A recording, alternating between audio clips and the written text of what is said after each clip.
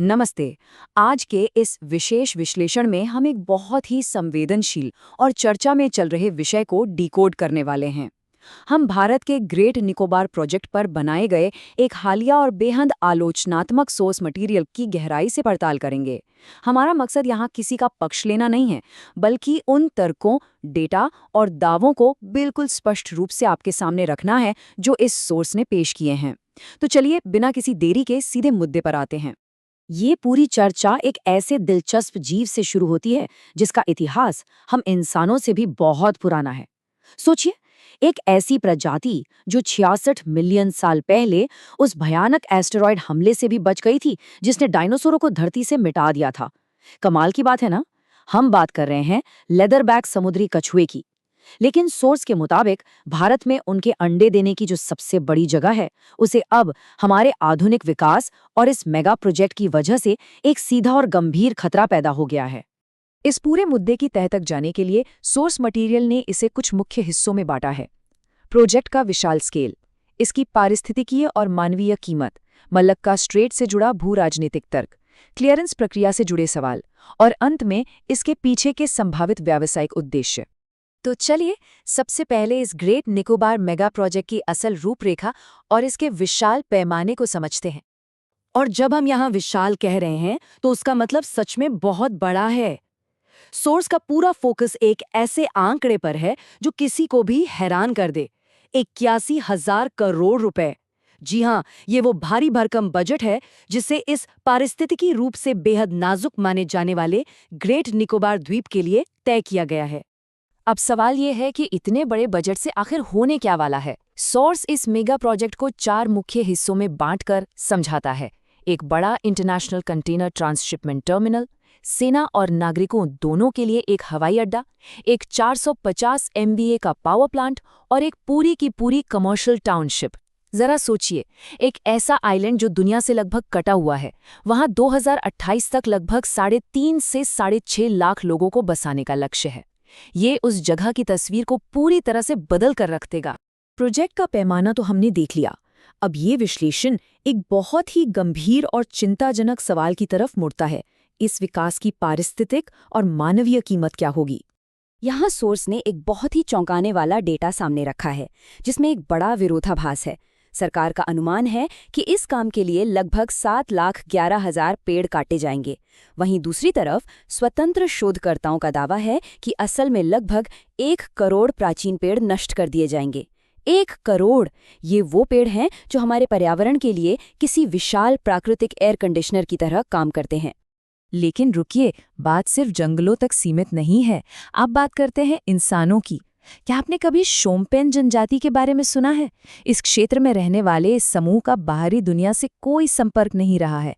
Source इस बात पर बहुत जोर देता है कि 2011 के डेटा के हिसाब से इस बेहद कमजोर समूह में केवल 29 लोग दर्ज किए गए थे। सिर्फ 29! यही वजह है कि इस स्थिति को समझाने के लिए सोर्स ने कुछ बेहद कड़े शब्दों का इस्तेमाल किया है। विश्लेषण में 13 अलग-अलग देशों के अंतर्राष्ट्रीय विशेषज्ञों के पत्रों का हवाला दिया गया है। तर्क यह है कि अगर बाहरी लोग वहां जाएंगे तो वे अपने साथ ऐसी बीमारियां भी ले जाएंगे जिनसे लड़ने के लिए इन आदिवासियों का शरीर बिल्कुल तैयार नहीं है। विशेषज्ञों के अनुसार ये प्रोजेक्ट इन लोगों के लिए एक डेथ सेंटेंस यानी मौत की सजा साबित हो सकता है। इंसानों के अलावा उस अनूठी जैव विविधता का क्या जो सिर्फ यहीं पाई जाती है? विश्लेषण उन जीवों की एक लंबी लिस्ट पेश करता है जिनके मिटने का खतरा है, जिसमें 16,000 से अधिक कोरल कॉलोनियां भी शामिल हैं।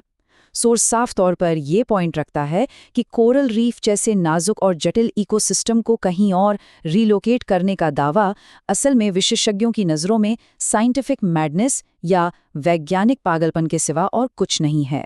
खैर, पर्यावरण की इस भारी कीमत के दावों के बाद ये पड़ताल प्रोजेक्ट के पीछे दिए गए सबसे बड़े भू राजनीतिक तर्क का विश्लेषण करती है, मलक्का स्ट्रेट और चीन को रोकने की रणनीति।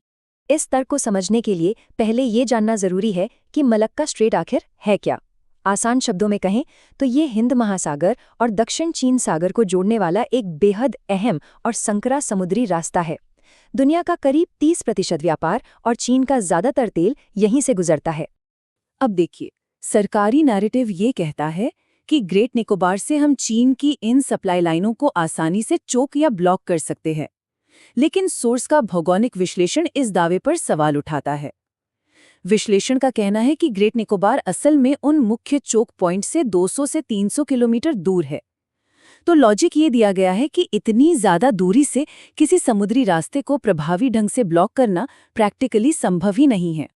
और बात सिर्फ दूरी की नहीं है।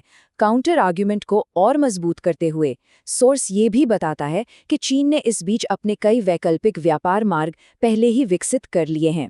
पाकिस्तान के ग्वादर पोर्ट से लेकर रूस के आर्कटिक रूट तक चीन के पास अब कई ऑप्शंस हैं।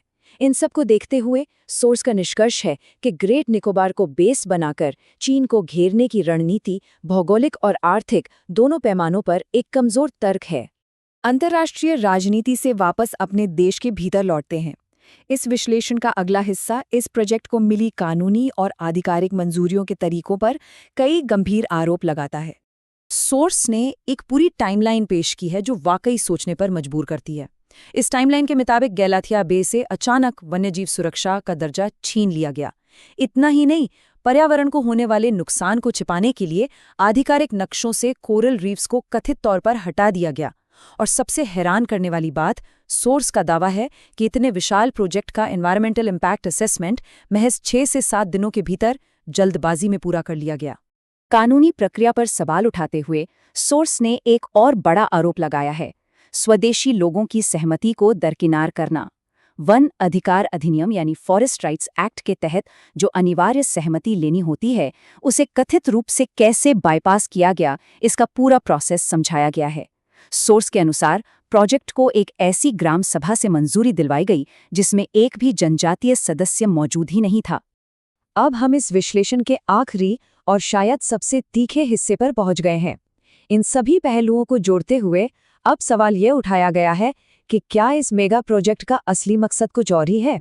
सोर्स यहाँ सीधे आधिकारिक प्रोजेक्ट प्लान के दस्तावेजों की तरफ ध्यान खींचता है। इन दस्तावेजों में एक नेचर रिजर्व के भीतर कैसीनो, रिजॉर्ट्स और एंटरटेनमेंट क्लस्टर्स बनाने की बात कही गई है। इसी आधार पर यह विश्लेषण अपना अंतिम निष्कर्ष निकालता है कि राष्ट्रीय सुरक्षा के बड़े बड़े दावों के पीछे असल प्राथमिकता केवल कमर्शियल प्रॉफिट और कॉरपोरेट हित हैं।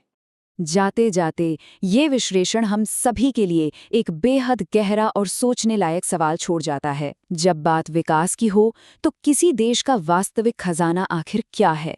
क्या वो कंक्रीट के विशाल कॉरपोरेट इंफ्रास्ट्रक्चर है, या फिर हमारी अछूती प्राचीन जैव विविधता जिसे एक बार खो दिया तो वापस नहीं पाया जा सकता? इस बारे में आप क्या सोचते हैं? सोर्स मटेरियल की हमारी ये पड़ताल यहीं समाप्त होती है, लेकिन ये मुद्दा यकीनन आगे और भी विचार विमर्श की मांग करता है। इस विश्लेषण में हमारे साथ जुड़ने के लिए आपका बहुत बहुत धन्यवाद।